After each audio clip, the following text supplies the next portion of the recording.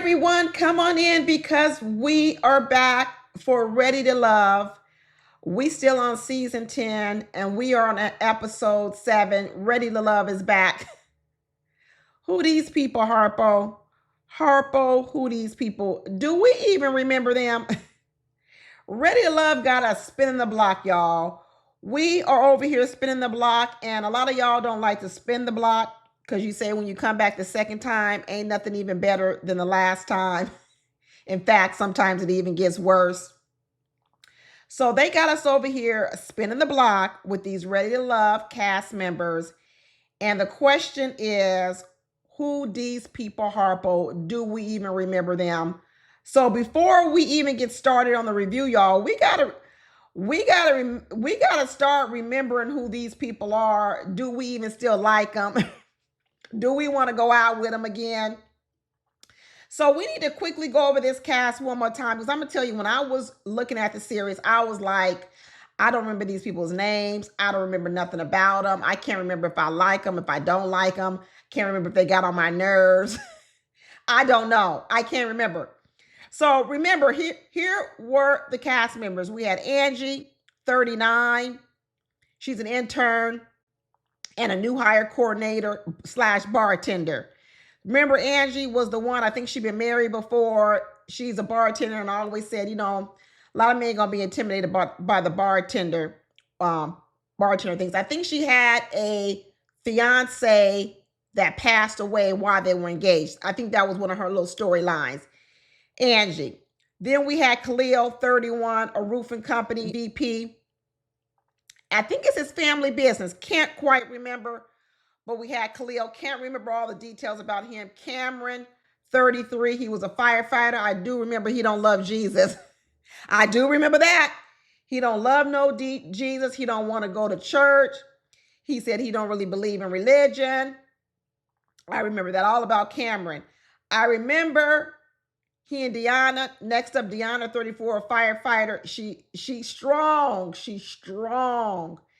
I remember she said she don't want to date Cameron because she don't want to date nobody she worked with or as a firefighter.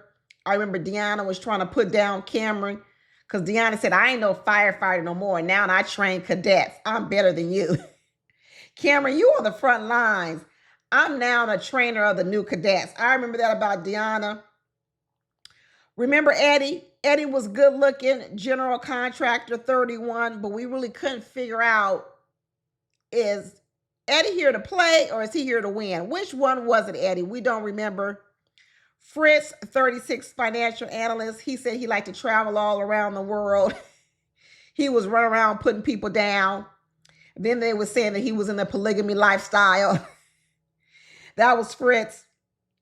Francisco, 38, Philadelphia Housing Authority, diversionary liaison. Basically, he was homeless, living in transitional housing. Come on now. That's what was going on with Francisco. Okay. We had Hussein, 42, Adidas visual artist manager, Hussein. Can't quite remember about Hussein, y'all. I don't forgot, like I said, Harpo, who these people. Can't remember Hussein's storyline. Somebody got to remind me. We had Jay, 34, direct support professional. I don't know what that means. Is that like a customer service person? I have no idea. I'm trying to remember Jay's storyline. Can't remember his either. See, this is the problem when you got to spin the block, because you come back and you be like, I can't remember what it was that made me break up with you in the first place. And then you got to spin the block, but you quickly reminded. I'm pretty sure within a couple episodes, we're going to be reminded why we broke up with some of these people. Keisha or True, she ain't even here no more, but remember she was 36. She was a school counselor.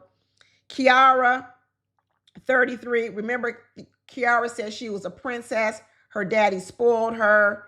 And now she's a grown adult. She still want to be spoiled.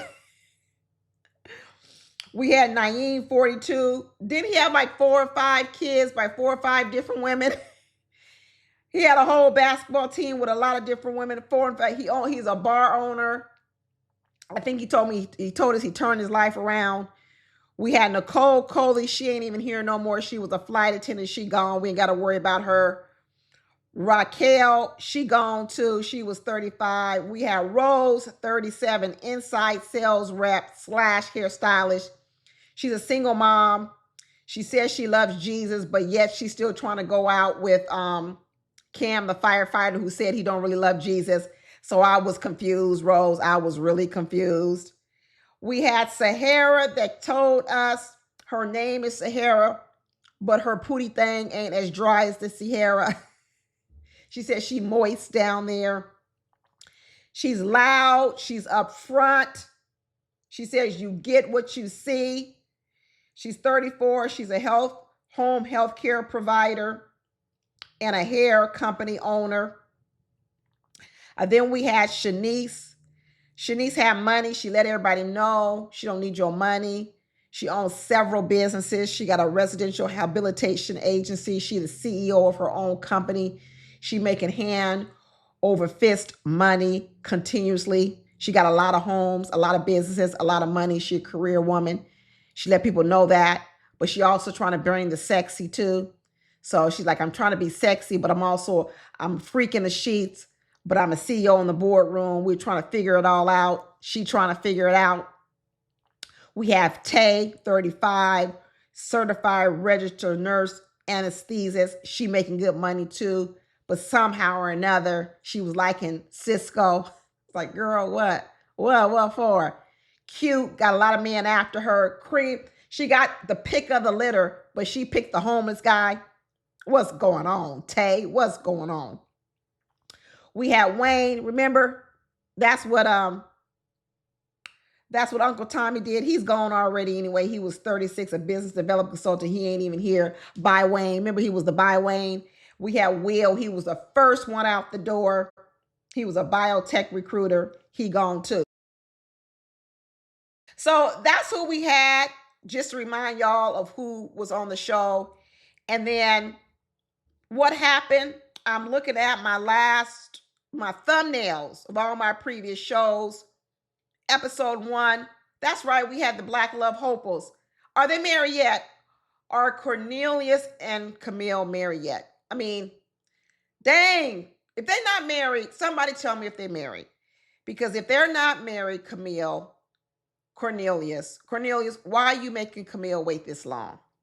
What's going on? You waiting for that son to graduate so you ain't got to be, I don't know what you're doing. Are you waiting for her to get rid of all her student loan debt? Because we know she got a lot, because she got about 6 degrees, and I know she didn't pay cash. What are you waiting on? By the time you get that girl to the altar, all her eggs going to be dried up. This is horrible. This is horrible, Cornelius. I know they're going to tell me they got a game plan, but this was not Camille's game plan. Camille wanted to be married in 6 months. So we've been on hiatus for a long time. And they had that fake wedding in episode 1. Are they married yet? Are they? I tell you, Camille is dedicated, girl. She hardworking. You got to be hardworking to have as many degrees as Camille has. And I tell you, the amount of work she done put in to get this man Cornelius to marry her, girl, I hope it is worth it. I hope it is worth it. And I hope that when he does marry her, he don't marry her and then be like, dang, it ain't what I thought. Cornelius, you wrong. I told you it's going to be hard to get Cornelius to the altar. I said this during their own season. I said, Cornelius is an engineer. He's going to think everything out. And Cornelius is overly cautious. He's scared of risk. And Camille came with a lot of risk. She came with a lot of risk. Could be a wonderful person, but she came with a lot of risk. And she going to have to make Cornelius feel real comfortable before he was willing to jump 2 feet into a marriage with her. And I tell you, he is making her jump over the wall, jump through hoops, turn around, scratch your head, pat your belly, hop on 1 foot. This ain't right. This ain't right, Cornelius. Go marry that girl. Hurry up and get it over with. Hurry up and do it. Poor Camille. But that was episode 1, the fake wedding. Then episode 2, we got to see people got a second chance, rejected again. They both got second chances, Will and this other lady. And they both got rejected. They went home. And then Wayne went home. Bye, Wayne. He went home. And then episodes 4, 5, and 6, I don't know what happened. I combined them all in one. I don't know what was going on in my life. I had to combine episodes 4, 5, and 6 into one review. I have no idea what was going on in my life back then. But we had body pain going on. And then we had Sahara over here acting a fool, obviously. And we had Tay making some wrong choices, because that's what my thumbnail says. I didn't go back and listen to my reviews, but y'all can go back and listen to my reviews if you want to get caught up, because we over here spinning the block and we wouldn't know what's going on. So now let's get started. Now we on episode 7. This the Meet the Exes. This is the traditional Meet the Exes, and we got to see what's going on. And before we get to Meet the Exes, we got to say goodbye to a few people.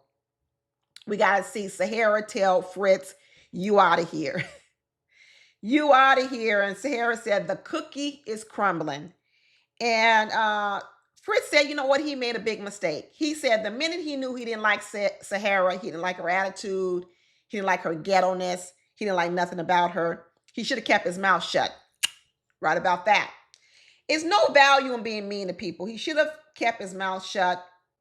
And instead, what he did was he made a mockery out of Sahara, talked about her, and then she got her buddies together and they all voted him off.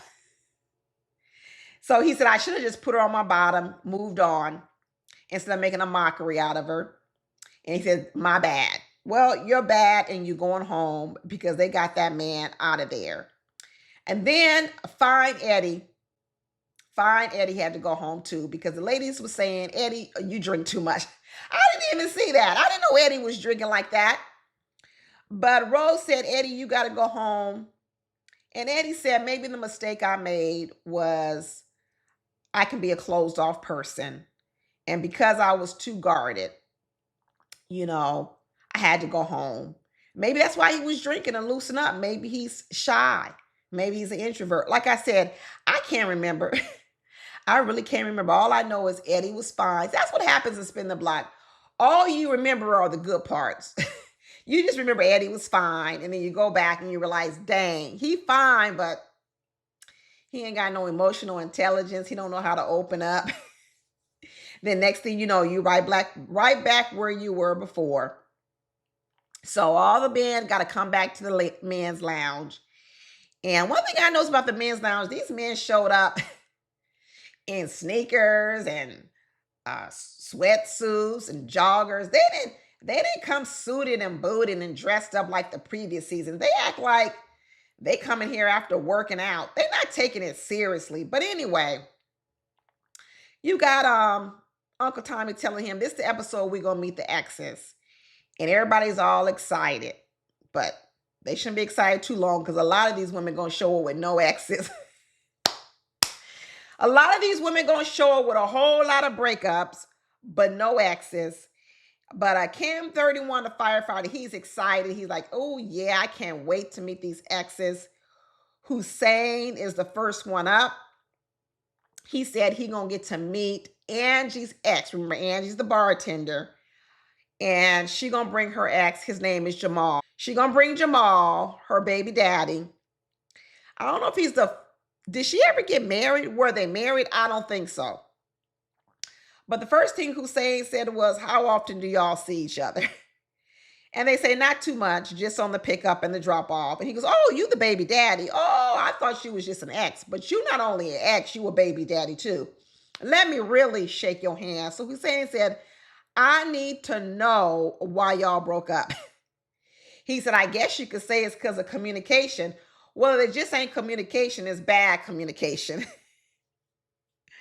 And he said, the reason why we broke up was because she made me feel I wasn't needed. I wasn't wanted. He was kind of shrinking. You starting to see the dynamics. And he was saying that, Angie, she liked to do everything. She's a strong, independent woman. She can do a whole lot. She don't let me do nothing.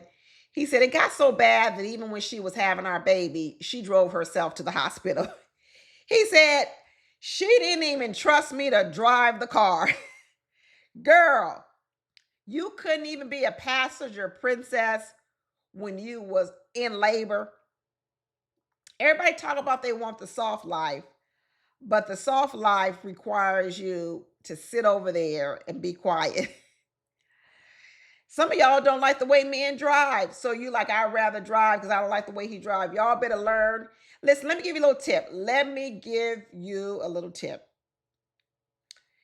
If you get nervous or you get anxiety being in the passenger seat while your man drives, and as a result, what you do is you sit in the passenger seat and you squirm in your seat. You tell your man or your husband, don't do that, turn right, do this, and you can't stop yourself from telling them what to do, because when you see it, it frightens you. That's a lot of women. A lot of women get frightened in the car the way people drive, and then as a result, what they want to do is now they want to control the way the other person's driving. It just don't happen with them being in the car with a man.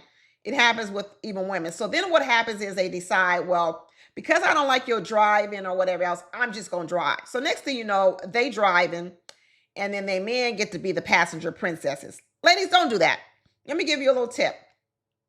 If you start getting anxiety sitting in the car with your man to the point it makes you want to take over and drive, don't do that. Do a driving Miss Daisy, do a Uber, sit your ass in the back seat of the car. That way you can't see what's going on. Scroll on your phone, talk to your man, do whatever you need to do. But do not continue to sit in the front seat and be a backseat driver, even though you're in the front seat. Learn how to be a passenger princess. And I learned how to be like your man is an Uber driver.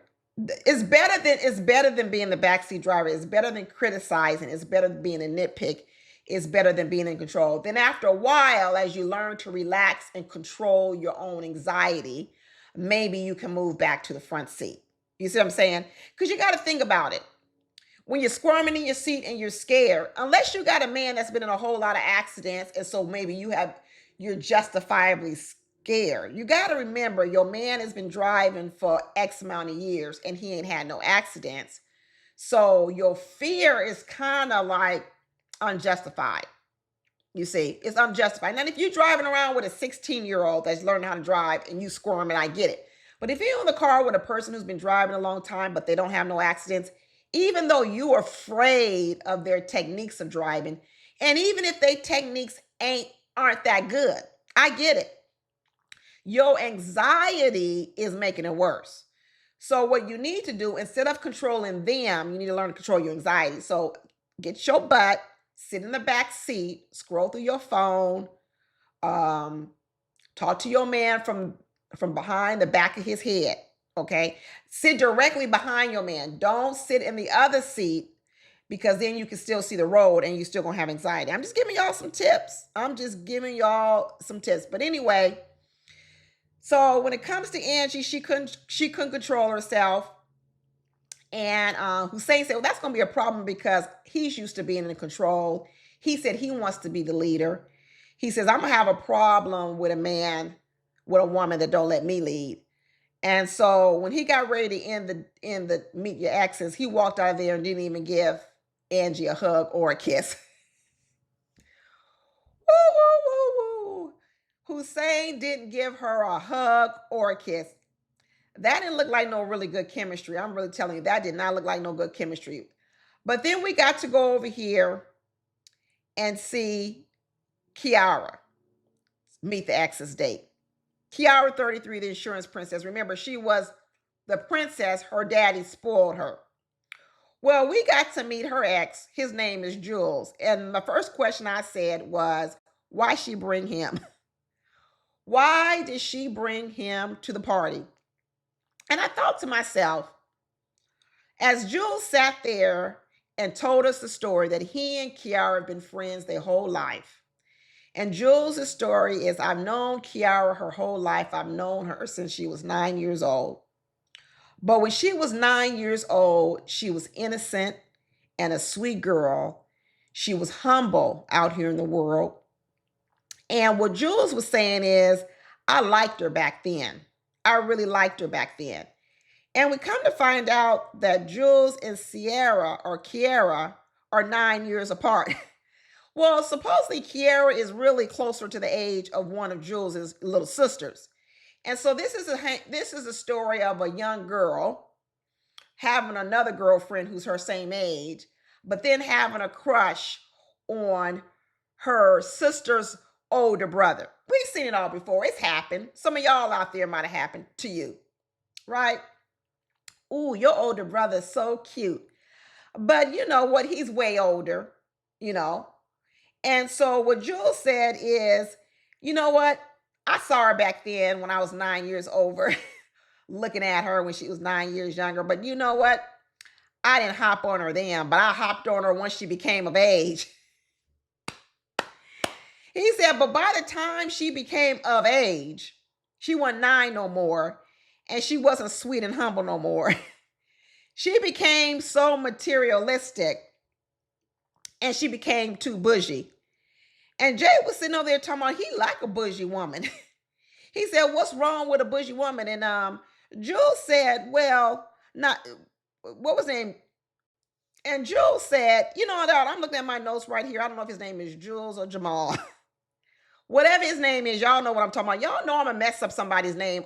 Every video, I'm going to mess up somebody's name. So I want to tell everybody who watches my videos, you know what? You can keep getting triggered by it, or you can figure out a way not to get triggered. See, that's what I'm talking about. Listen, I'm working on remembering people's names, but what y'all got to work on is not letting certain things trigger you to the point where you got to try to come down in the comments and tell me off. It ain't going to make me get no better. Working on pronouncing names correctly is my work. You're right. But your work is working on not getting triggered. So I'm about to trigger you right now because honestly, I don't know if these people's names are Jamal or Jules, but he the ex. Anyway, he said he likes Kiara back when she was a humble servant and she was serving in the church. That was when she had good values, but he said it all faded away. Well, first of all, when Kiara was a humble servant and she was serving in the church and she was doing all that, she was doing it because her daddy was taking care of her and her daddy was spoiling her. And so what she was doing was she was pleasing her daddy, you see, because her daddy was her benefactor. You understand what I'm saying? Let me tell you something about girls and daddy's girls. A daddy's girls learn how to get things from men because they learned how to please fathers. They learned how to appeal to that part of a man that makes his heart melt.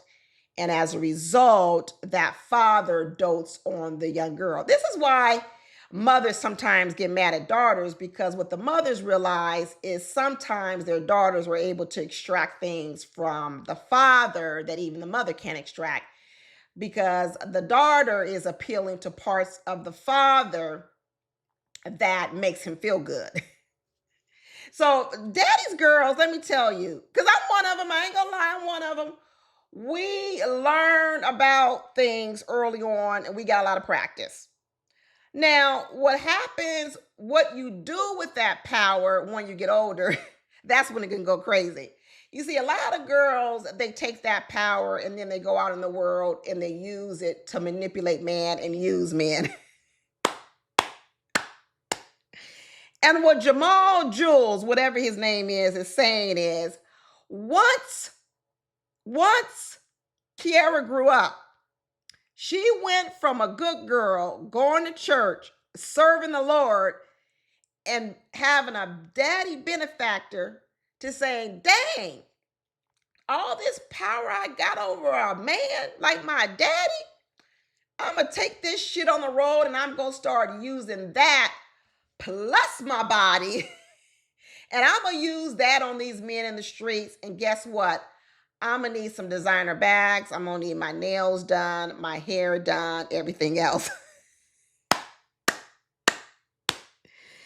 And so Jules Jamal said, I don't like that Kiara. That Kiara I don't like, but I'm in love with the woman who's 9 years old. So he told Jay, he's still hanging on.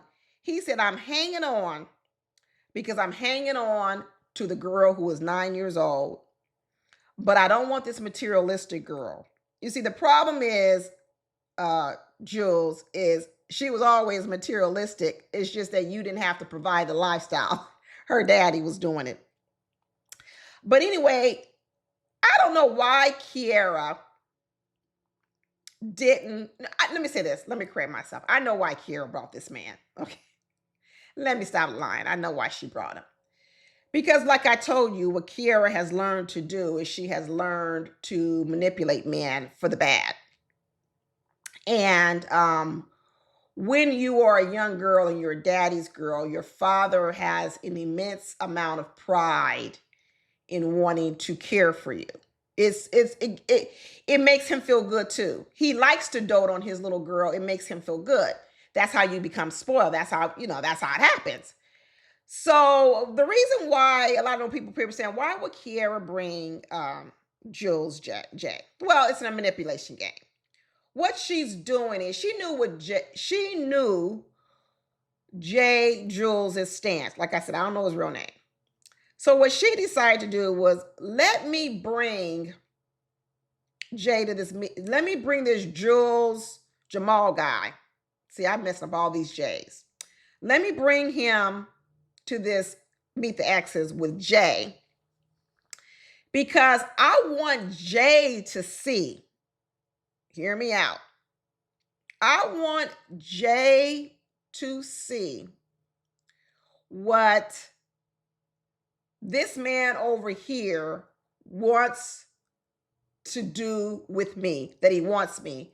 And what she's hoping for is that will make Jay jealous and give to her what this Jules Jamal guy is trying to say he's willing to get. You see, it's no different from when you're a daddy's girl. What daddy's girls will do is they will say, hey, I'm a wine and dine my daughter. I'm going to take her out to nice restaurants. I'm going to give her fine things. Because what I want her not to grow up to be is, I don't want her to grow up to be thirsty.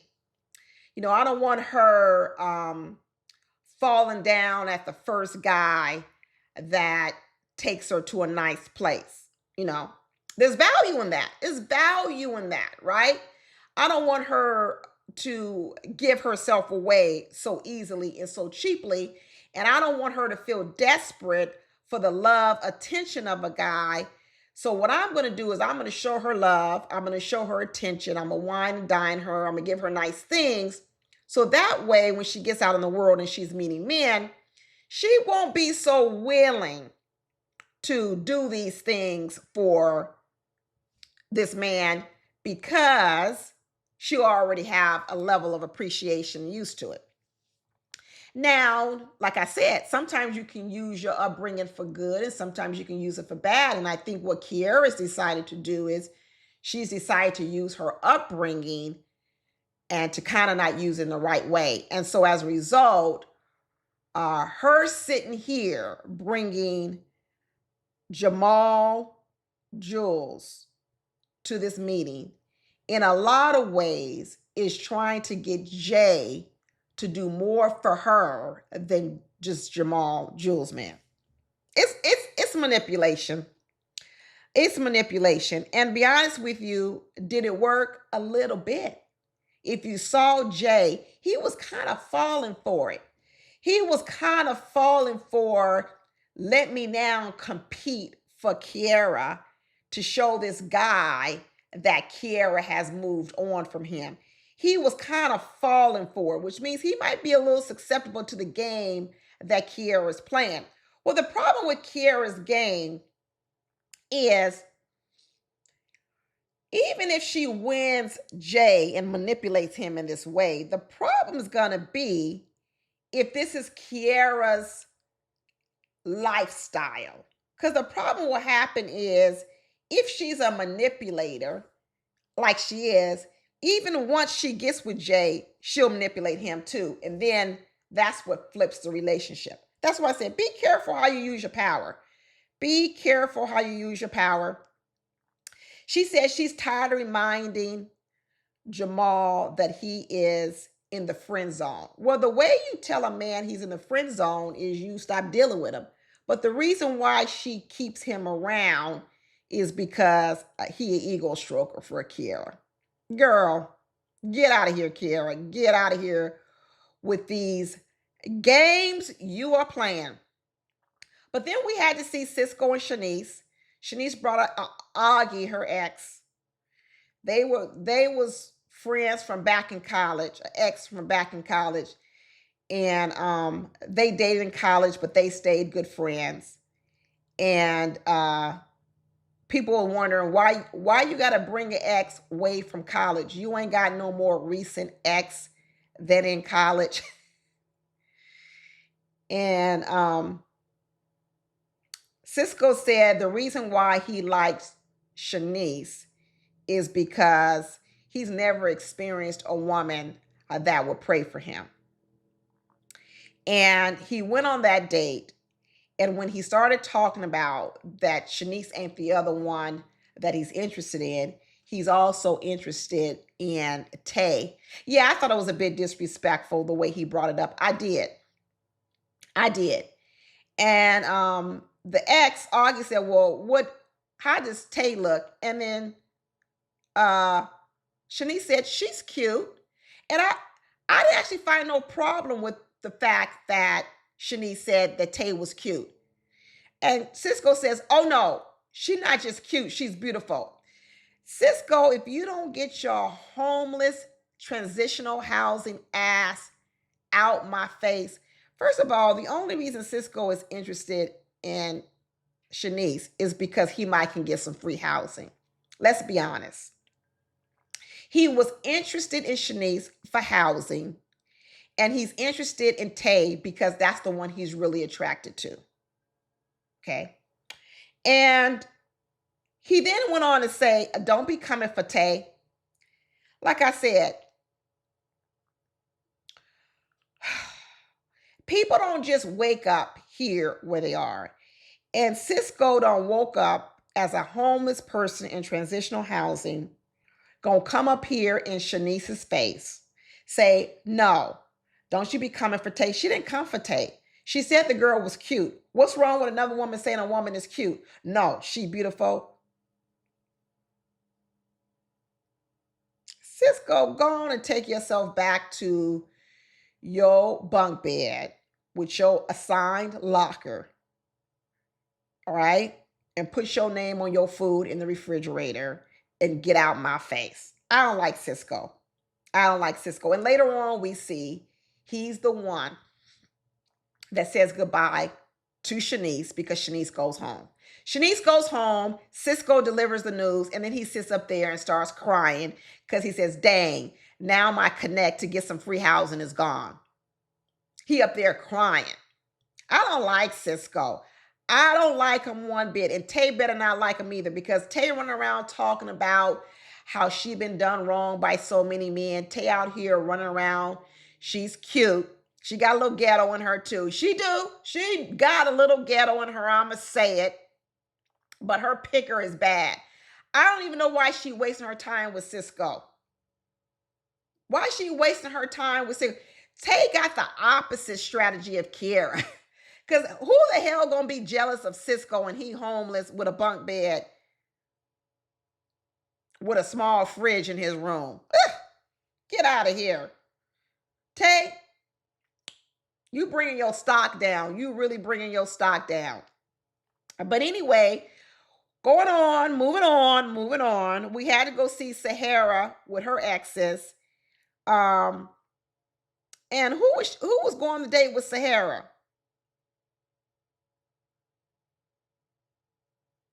Oh, she was on the ex date with Cam. And she get there, she said she don't really have no exes. I wonder how and why. Poor Sahara. Sahara need a therapist. I'm going to tell you right now. I see a lot going on with Sahara. I see a lot of acting out. I see a lot of loudness. I see a lot of boldness. I see a hurt woman. I see a woman when she says she gives unconditional love. I believe it. She said ain't much to make her leave. I believe it because I believe that she's been abandoned a lot in life. And Sahara says, I'm not going to be the one to leave. I'm going to hang on to your foot because I think Sahara has had a lot of hurt out here. She says she's tired of being a ride or die. She want to be a ride and live. Girl, Sahara says she tired of being a ride or die. She want to be a ride and live. She said all these men treat her so rough, but she want these men to know she not as tough as you think she is. She not as tough. She says she act like she got to be a damsel in distress for somebody to treat her right. And Cam is coming along, and Cam is saying, I like to save people. I'm a firefighter. I do like to save people. And what he sees in Sahara is, he says he sees a woman that needs to be rescued, and he's attracted to it. He want to rescue her. You see, that's why he didn't like Deanna. Deanna don't need no one to rescue her. Deanna over here rescuing other people. And Cam says, I want to rescue women. But what I'm wondering with Cam is, do you need to rescue all women, Cam, or can you just rescue one woman? Which one is it? Because that's the thing about rescuers. Sometimes they're addicted to rescuing people. So what happens is, although you're happy that they're rescuing you, you see them swoop in, the problem is they want to rescue everybody. So after a while, the minute you heal and the minute you have a little bit of ability to take care of yourself, they lose interest in you. Because what they're really addicted to, they're addicted to the wounded parts of you. They're not really addicted to the healed parts of you. So it's a double-edged sword. In one way, they want to rescue you, but after you've been healed, they lose interest in you and they become more interested in another woman who needs more rescuing. So right now, Cam is having all this interest in Sahara because Sahara is hurt. She's wounded. She wears her heart on her sleeve and she needs therapy. And she needs therapy because what she needs to do is she needs to heal so that men are not attracted to the wounded parts of her. Because right now, what she gets is she gets two different type of men. She gets a man who is attracted to the wounded parts of her so they can further victimize her. Or she's attracted to the men like Cam who are attracted to the wounded parts of her because he wants to save her.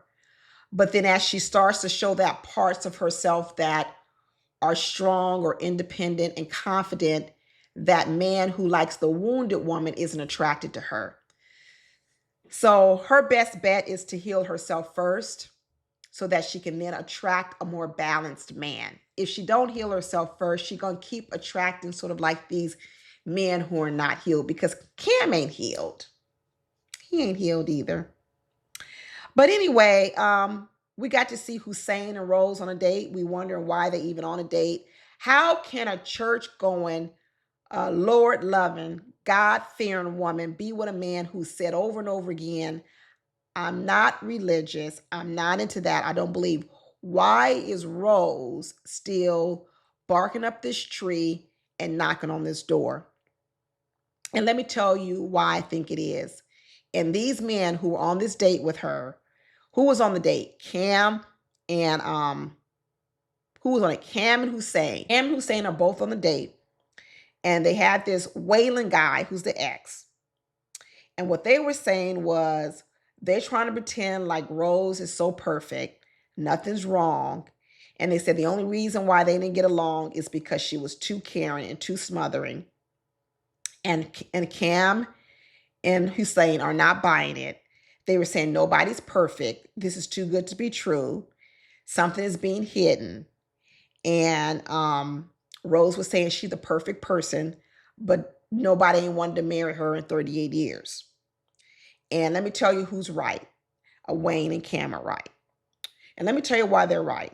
Because what Rose is suffering from is she's suffering from the very thing I did a video on when I spoke about the whole situation that goes on over there on what's that YouTube channel? My Future Wifey, which is a lot of women who are into the church and are religious and spiritual.